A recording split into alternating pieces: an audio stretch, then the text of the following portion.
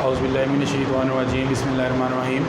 आज हमारा class 9th का चैप्टर नंबर 1 का 7th लेक्चर है। लास्ट लेक्चर में और उससे प्रीवियस लेक्चर में हमने कुछ कैलकुलेशंस की थी, जिसमें सबसे पहले हमने देखा था कि मोल और मास को कैसे हम कैलकुलेट कर सकते हैं। उसके बाद हमने देखा कि अगर नंबर ऑफ़ पार्टिकल्स गिवन हो तो हम नंबर ऑफ़ मोल्स कैसे फाइंड कर सकते हैं, या नंबर ऑफ़ मोल्स गिवन हो तो हम उनसे नंबर ऑफ़ पार्टिकल कैसे फाइंड कर सकते हैं। आज के लेक्चर के अंदर हम कैलकुलेशन देखेंगे जहाँ पे आप इन तीनों चीज़ों को कोरिलेट करेंगे। कोरिलेट में मतलब कि आपके पास मोल्स, मास या पार्टिकल्स, इन तीनों में से कोई एक चीज़ अननोन होगी, दो चीज़ें गिवन होंगी और आपने वो थर्ड चीज़ फाइंड करनी होगी। अब जैसे हमने लास्ट लेक्चर में देखा था कि नंबर ऑफ़ मोल्स का जो फार्मूला था वो आपके पास आता है mass in gram divided by molar mass.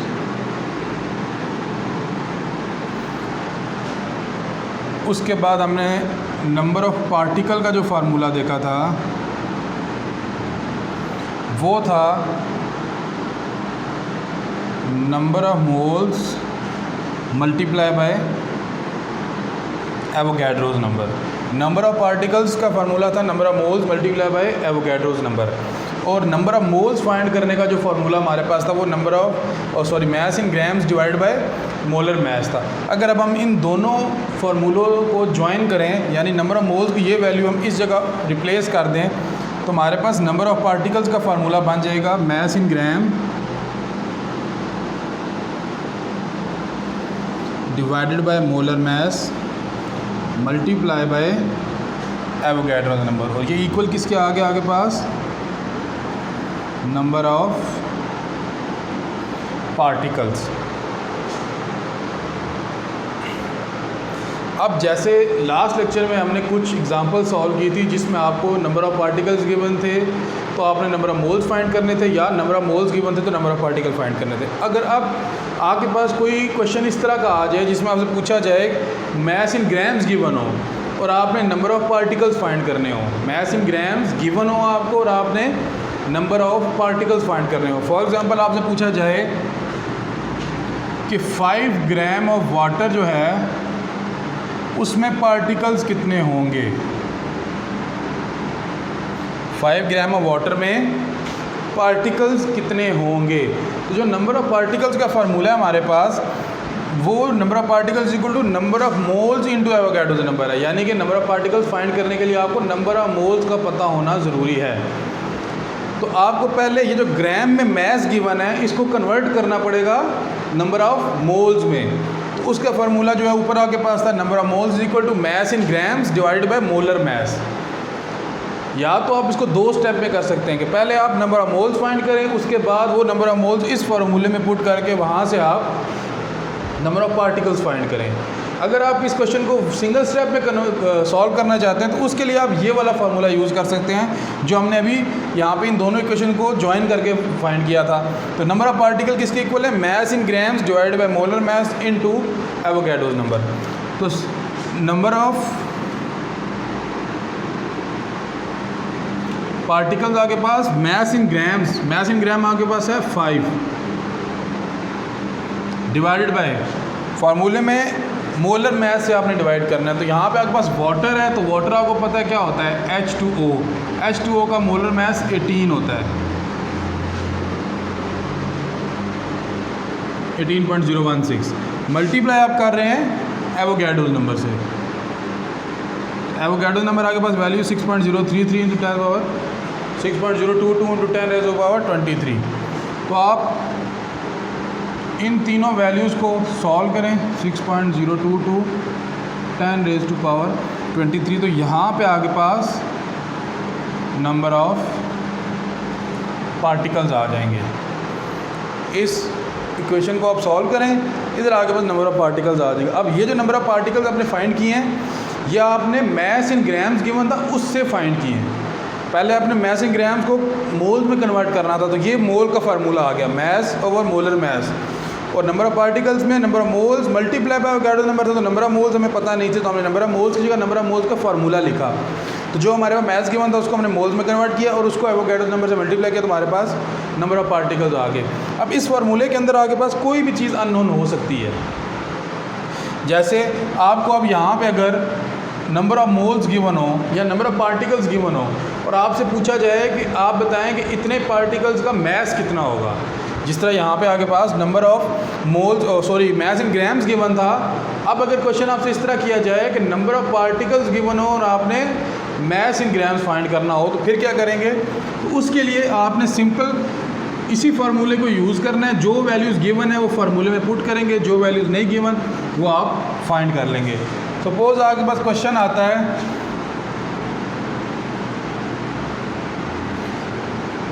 12.044 into 10⁻23 molecules of oxygen gas. इतने मॉलिक्यूल्स हैं आपके पास ऑक्सीजन गैस के, तो बताएं कि इसका मैस क्या होगा, इतने मॉलिक्यूल्स ऑक्सीजन का मैस क्या होगा। तो ये जो हमारे पास फार्मूला है number of particles is equal to, अब हमने मैस फाइंड करना है, यानी ये जो आ गया मैस इन ग्राम है, ये वैल्यू आपने फाइंड करनी है। एवोगाड्रो नंबर की वैल्यू हमें पता है, मोलर मैस की हमें वैल्यू पता है, तो हमने सिंपली आपने ये वाली वैल्यूज़ पुट कर देनी। अब नंबर ऑफ़ पार्टिकल्स की जगह नंबर ऑफ़ पार्टिकल्स आ गए is equal to molar mass find करना है, तो उसकी जगह हम मैस इन ग्राम फाइंड करना है, एक्स आ जाएगा। O2 का मोलर मैस 32 है, मल्टीप्लाई 6.022 into 10⁻23, तो ये इससे कैंसिल हो जाएगा, तो 2 आ जाएगा यहाँ पे। ये इधर मल्टीप्लाई होगा तो आपके पास x की वैल्यू आ जाएगी 64 ग्राम। x क्या है आपके पास? Mass in grams. तो ये फार्मूला जो है आपका यूज़ होगा फाइंड करने के लिए। अगर आपके पास मैस गिवन है तो उससे पार्टिकल फाइंड करना है तो ये फार्मूला यूज़ करेंगे। अगर आपको नंबर ऑफ़ पार्टिकल्स गिवन है और आपसे मैस पूछा गया है तो आपने ये फार्मूला यूज़ करना है। इसके आगे एक छोटी सी एक और कॉम्प्लिकेटेड तो नहीं कहेंगे, इजी स्टेप है, लेकिन आपको थोड़ा उसको समझना पड़ेगा। जैसे हमने number of particles last lecture में फाइंड किए थे, हमने बोला कि आप ये बताएं कि 5 मोल्स ऑफ H2O में मॉलिक्यूल्स कितने हैं। मॉलिक्यूल्स का मतलब पार्टिकल्स अगर लिखा हो तो पार्टिकल्स, क्योंकि H2O के अंदर जो बेसिक पार्टिकल है वो मॉलिक्यूल है H2O का, तो नंबर ऑफ मॉलिक्यूल्स फाइंड करने थे। अब अगर यहाँ आपसे ये पूछा गया हो कि आप ये बताएं 5 मोल्स ऑफ वाटर के अंदर हाइड्रोजन के कितने एटम्स हैं। 5 मोल्स ऑफ वाटर के अंदर हाइड्रोजन के कितने एटम्स हैं। क्वेश्चन आपसे किया गया how many moles of hydrogen और how many moles of hydrogen atom are there in 5 moles of water, या फिर how many hydrogen atom are present in 5 moles of water. आपने या तो नंबर ऑफ मोल्स बताना है हाइड्रोजन के, या आपने बताना है कि आगे पास पार्टिकल्स कितने हैं, हाइड्रोजन एटम कितने हैं 5 मोल वाटर के अंदर। तो इसके अंदर दो चीज़ें हैं। एक क्वेश्चन आपसे ये है कि how many moles of hydrogen atom are present in 5 moles. अब 5 मोल्स के अंदर हाइड्रोजन एटम के कितने मोल्स हैं। तो आप जब H2O लिखते हैं तो मैंने आपको पहले बताया था जब हमने मोल्स को डिस्कस किया था कि मोल चाहे एटम्स हों, चाहे मॉलिक्यूल्स हों, चाहे फार्मूला यूनिट हो, एक मोल के अंदर नंबर ऑफ़ पार्टिकल्स सेम ही होते हैं। एक मोल के अंदर किसी भी चीज़ के एक मोल के अंदर जो इंडिविजुअल पार्टिकल का नंबर है वो सेम होगा। तो यहाँ पे 1 मोल हाइड्रोजन अगर वाटर है आपके पास, 1 मोल वाटर है आपके पास, तो उसका क्या मतलब हुआ, एक मॉलिक्यूल ऑफ वाटर के अंदर 2 हाइड्रोजन के एटम हैं और एक आपके पास ऑक्सीजन का एटम है। अगर आपके पास 1 मोल H2O है तो एक मोल H2O के अंदर हाइड्रोजन कितने होंगे, 2 इंटू जितने मोल्स आपके पास वाटर है। ये कैसे हुआ, देखिए अब आपके पास एक मॉलिक्यूल जो है हाइड्रोजन का, उसके अंदर वाटर का उसके अंदर 2 हाइड्रोजन है। एक मॉलिक्यूल वाटर के अंदर 2 हाइड्रोजन है। 1 मोल जो आपके पास वाटर है वो किसके इक्वल है, कितने मॉलिक्यूल्स के इक्वल है, 6.022 इंटू 10⁻23। जो 1 मोल हाइड्रोजन वाटर है उसके अंदर इतने मॉलिक्यूल्स होते हैं। अब एक मॉलिक्यूल के अंदर अगर 2 हाइड्रोजन है तो इतने मॉलिक्यूल्स के अंदर कितने हाइड्रोजन होंगे, ये इंडिविजुअल मॉलिक्यूल की क्वांटिटी है ना। कि इतने मॉलिक्यूल्स आपके पास मौजूद हैं, एक मॉलिक्यूल के अंदर 2 हाइड्रोजन है, तो इतने मॉलिक्यूल्स के अंदर कितने हाइड्रोजन होंगे? तो सिंपली आपने नंबर ऑफ मॉलिक्यूल्स को मल्टीप्लाई कर देना है number of hydrogen atom in one molecule. एक मॉलिक्यूल के अंदर जितने हाइड्रोजन के एटम हैं आपने उसको मल्टीप्लाई कर देना टोटल नंबर ऑफ मॉलिक्यूल से, तो आपके पास total number of hydrogen atom आ जाएंगे गिवन नंबर ऑफ मॉलिक्यूल्स में। तो हमें अगर पूछा गया है कि इतने आपके पास वाटर के मॉलिक्यूल हाइड्रोजन कितने होंगे, तो एक के अंदर 2 हैं, तो इसके अंदर कितने हो जाएंगे? 2 इंटू 6.02 2 इंटू 10⁻23, तो ये 6.02 2 इंटू 10⁻23 क्या है? 1 मोल ही है ना। तो 1 मोल ऑफ वाटर के अंदर 2 मोल ऑफ हाइड्रोजन एटम होंगे। इस बात को आप क्लियरली समझें कि 1 मोल ऑफ वाटर है, अगर 1 मोल ऑफ वाटर का मतलब है 1 मोल ऑफ H2O के molecule, Avogadro's number of molecule H2O के अगर आपके पास हैं तो उसके अंदर हाइड्रोजन एटम कितने हैं? तो एक मॉलिक्यूल जो है हाइड्रोजन का, वाटर का, उसके अंदर 2 हाइड्रोजन एटम हैं। तो इतने हाइड्रोजन एटम अगर आपके पास वाटर के मॉलिक्यूल हो तो उसके अंदर कितने हाइड्रोजन एटम होंगे? तो नंबर ऑफ मॉलिक्यूल्स को आप मल्टीप्लाई कर देंगे number of hydrogen atom in 1 molecule. तो एक मॉलिक्यूल के अंदर 2 हाइड्रोजन एटम है, टोटल नंबर ऑफ मॉलिक्यूल्स कितने? इतने। तो आपके पास नंबर ऑफ हाइड्रोजन एटम आ जाएंगे 2 इंटू एवोगैड्रोस नंबर। तो ये एवोगैड्रोस नंबर 1 मोल भी होता है ना, तो यानी कि 1 मोल ऑफ वाटर कितने मोल्स ऑफ हाइड्रोजन की इक्वल है? 2 मोल्स ऑफ हाइड्रोजन। इसी तरह अगर आप देखें ऑक्सीजन की बात कर लेते हैं। ऑक्सीजन देखिए, एक आपके पास अगर वाटर का मॉलिक्यूल है तो उसके अंदर एक ही ऑक्सीजन है, ठीक है। तो अगर आप ये फाइंड करना चाहते हैं कि 1 मोल आपके पास जो वाटर है उसके अंदर कितने number of hydrogen oxygen atom present हैं, तो 1 मोल ऑफ वाटर किसके इक्वल है? 6.02 2 इंटू 10⁻23 मॉलिक्यूल्स के। एक मॉलिक्यूल में कितने ऑक्सीजन एटम है? 1। Total number of water molecule कितने हैं? ये आपके पास गिवन है, तो ये आपके पास वैल्यू आ जाएगी 1 मल्टीप्लाई 1 मोल, यानी कि 1 मोल ऑफ वाटर के अंदर 1 मोल ही ऑक्सीजन के एटम होंगे। इस चीज़ को समझने के लिए हम एक एग्जांपल करते हैं।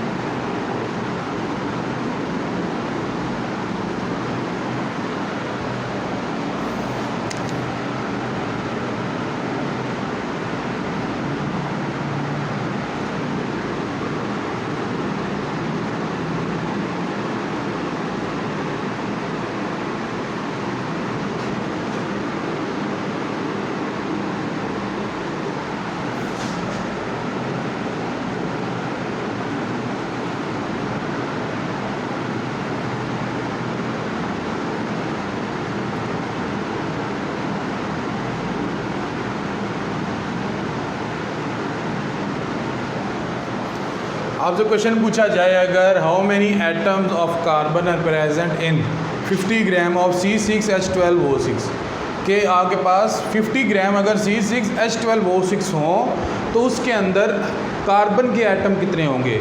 किसके? कार्बन के एटम कितने होंगे? नंबर ऑफ कार्बन एटम्स कितने होंगे?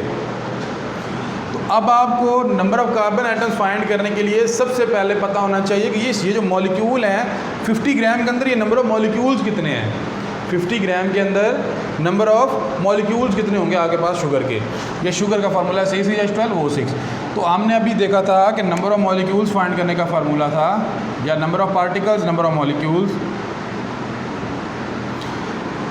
Number of moles multiply by Avogadro's number of moles हमें नहीं पता, हमें 50 ग्राम पता है। तो नंबर ऑफ मोल्स की जो आपके पास वैल्यू है इसको ओपन कर दें, इसका फार्मूला यहाँ पुट कर दें, तो वो बनता है आपके पास mass in gram divided by molar mass into Avogadro's number. तो mass in gram 50, Avogadro's number 6.022 into 10⁻23 divided by, यहाँ पे आपके पास अब आपने नंबर ऑफ मोल्स फाइंड करने थे, मोलर मैस से डिवाइड करेंगे तो इसका आपके पास शुगर का मोलर मैस क्या होगा?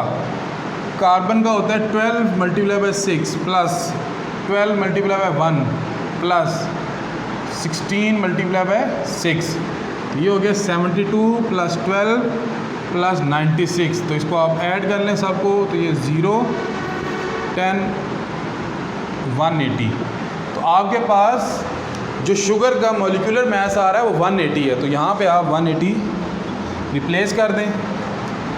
इसके बाद इसको सॉल्व करेंगे तो हमारे पास जो वैल्यू आ जाएगी नंबर ऑफ़ मॉलिक्यूल्स किसके, शुगर के, नंबर ऑफ़ मॉलिक्यूल्स C6H12O6 के नंबर ऑफ़ मॉलिक्यूल्स कितने हैं टोटल, 1.673 इंटू 10⁻23।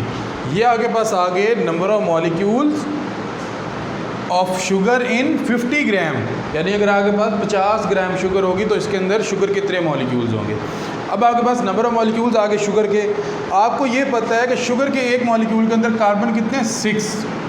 अगर एक मॉलिक्यूल के अंदर 6 कार्बन है तो इतने मॉलिक्यूल्स के अंदर कितने कार्बन होंगे, सिंपली आपने मल्टीप्लाई कर देना है 1 मॉलिक्यूल के जो अंदर जितने कार्बन उनको टोटल नंबर ऑफ़ मॉलिक्यूल से, तो टोटल नंबर ऑफ़ मॉलिक्यूल्स इतने हैं, इसको मल्टीप्लाई कर दें आप 6 से, तो आपके पास आ जाएगा number of atoms in 50 gram of sugar. तो इसको हम मल्टीप्लाई कर देते हैं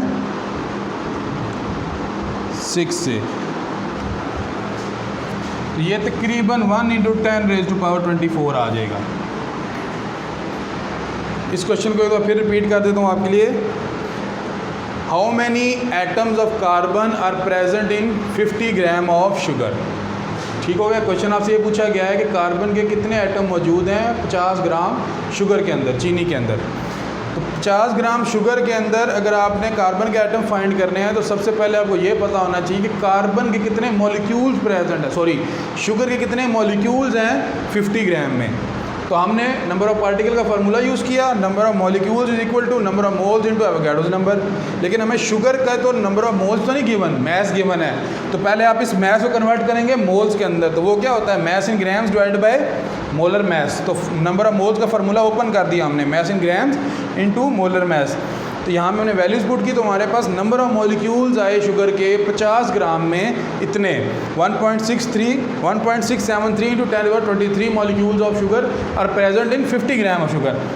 अब अगला स्टेप हमारा क्या था, हमने ये फाइंड करना था कि नंबर ऑफ़ कार्बन एटम्स कितने हैं शुगर के अंदर 50 ग्राम शुगर के अंदर। तो 50 ग्राम शुगर के अंदर नंबर ऑफ़ मॉलिक्यूल्स इतने हैं, नंबर ऑफ़ मॉलिक्यूल शुगर के हमारे पास आ गए। शुगर के 1 जो आपके पास शुगर का मॉलिक्यूल है उसके अंदर 6 कार्बन के एटम होते हैं। अगर एक के अंदर 6 कार्बन एटम होते हैं तो इतने मॉलिक्यूल के अंदर कितने कार्बन एटम होंगे, सिंपली आपने 6 से मल्टीप्लाई करना है और आपके पास आंसर आ जाएगा number of atoms of carbon present in 50 gram of. इसके अंदर आपके पास कुछ क्वेश्चंस हैं, जैसे असेसमेंट नंबर 1.10 में पूछा गया है aspirin is a compound that contains carbon, hydrogen and oxygen. It is used as a pain killer. An aspirin tablet contains 1.25 into 10⁻30 molecules. How many moles of this compound are present in the table? यानी number of molecules given है, number of moles find करने हैं, या आप easily number of particle के formula use करके find कर सकते हैं।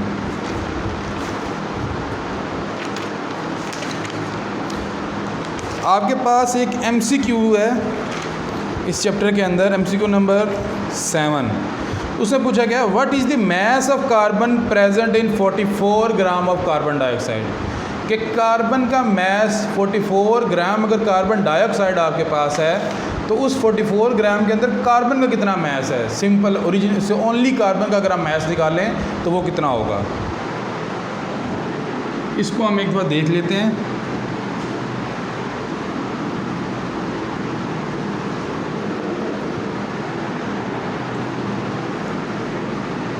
क्वेश्चन आपसे ये पूछा गया है कि 44 ग्राम कार्बन डाइऑक्साइड प्रेजेंट है आपके पास, उसके अंदर कार्बन का मैस कितना है। मैस ये याद रखें, ज़हन में पूछा गया है कार्बन का मैस। अब जो कार्बन डाइऑक्साइड है वो कार्बन प्लस ऑक्सीजन से मिलके बना है ना, तो जो इसका ये मैस है 44 ग्राम, उसमें अंदर कुछ मैस कार्बन का है, कुछ मैस ऑक्सीजन के। हमने सिर्फ ये फाइंड करना है कि इसके अंदर कार्बन का मैस कितना है। इसको फाइंड करने के लिए अब मैस आपने फाइंड करना है ना कार्बन का, तो मैस फाइंड करने के लिए फॉर्मूला के थ्रू जो आपने सॉल्व करना है उसमें आपने सबसे पहले क्या करना है, नंबर ऑफ मोल्स फाइंड करने हैं कार्बन डाइऑक्साइड के। तो नंबर ऑफ मोल्स कितने हैं 44 ग्राम में, तो नंबर ऑफ मोल्स का फार्मूला आपको पता है 44 ग्राम मैस है। इसका जो मोलर मैस है आपके पास क्या है, कार्बन का होता है 12 + 2 × 16, तो ये आपके पास आ जाते हैं 12 + 32। 44, तो नीचे भी 44। तो number of moles equal to mass in gram divided by molar mass, तो आपके पास ये हो गया जी 1 मोल। ये आपके पास क्या आ गया, कार्बन कितने मोल्स हैं, 1 मोल कार्बन है। अब आपने फाइंड करना है कि इस 1 मोल कार्बन के अंदर कार्बन का मास कितना है। तो अगर आप इस कार्बन डाइऑक्साइड को देखें तो 1 मोल कार्बन डाइऑक्साइड में 1 मोल कार्बन है और 2 मोल्स आपके मौजूद हैं ऑक्सीजन के। 1 मोल कार्बन है और 2 मोल्स ऑक्सीजन है 1 मोल ऑफ कार्बन डाइऑक्साइड के अंदर। तो अगर 1 मोल कार्बन डाइऑक्साइड के अंदर 1 मोल ऑक्सीजन है, जिस तरह हमारे पास नंबर ऑफ मोल्स 1 आया है ना, तो 1 मोल कार्बन डाइऑक्साइड में कार्बन कितने हैं, कितने मोल्स हैं कार्बन के, 1 मोल। तो 1 मोल ऑफ कार्बन का मास क्या होगा, वही फार्मूला दोबारा आपने, यही number of moles is equal to mass in gram divide by molar mass. अब यहाँ पे नंबर ऑफ मोल्स आपको पता है इस केस में, number of moles into mass in grams divide by molar mass. Number of moles है 1, मास in ग्राम आपने फाइंड करना है, मोलर मास कार्बन का है 12। ये यहाँ मल्टीप्लाई हो जाएगा, एक्स आपके पास आ जाएगा 12। यानी कि अगर आपके पास 44 ग्राम कार्बन डाइऑक्साइड हो तो उसके अंदर 12 ग्राम आपके पास मौजूद होंगे कार्बन एटम के, सिंपल। जो ओनली कार्बन एटम अलग करें तो वो हमारे पास 12 ग्राम निकलेगी।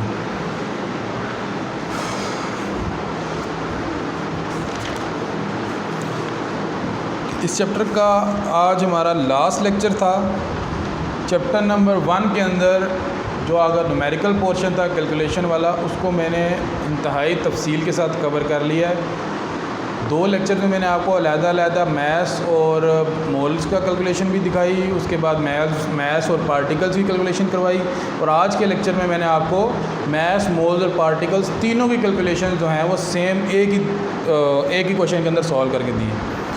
अब आपने जो इसके अंदर मौजूद न्यूमेरिकल्स हैं एक्सरसाइज के अंदर वो ख़ुद सॉल्व करने हैं। उनके अंदर जो फार्मूलाज यूज़ होंगे वो वही 3 फार्मूले हैं जो मैंने आपको लेक्चर के शुरू में लिखवाए थे। जैसे आपके पास क्वेश्चन नंबर 6, 7, 8, उसके अलावा 14 और 15, ये क्वेश्चन आपके पास न्यूमेरिकल प्रॉब्लम है related to the topics maths mole calculation और maths particle calculation, mole particle calculation.